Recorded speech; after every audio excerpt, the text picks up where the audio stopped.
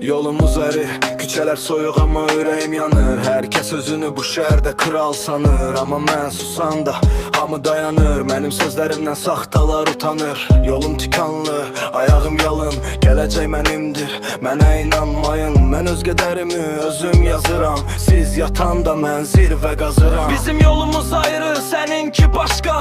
Düşmə mənimlə heç vaxt bu eşqə. Həyat bir səhnə, mən baş rolda, sən hələ qalmışan geridə yolda.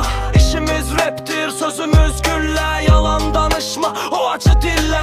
Zaman keçir, saatım işləyir, mənim uğurum hər kəsi dişləyir. Bura Bakı, bura küləkli şəhər, bizim üçün hər zəhmət sonunda zəfər. Trend deyirsən, bax bu da trend, sən ancaq baxarsan bizdədir brend. Bura Bakı, bura küləkli şəhər, bizim üçün hər zəhmət sonunda zəfər. Trend deyirsən, bax bu da trend, sən ancaq baxarsan bizdədir brend.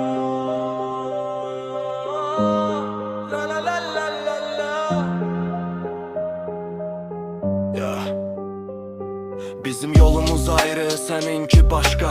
Düşmə mənimlə heç vaxt bu eşqə. Həyat bir səhnə, mən baş rolda, sən hələ qalmışan geridə yolda.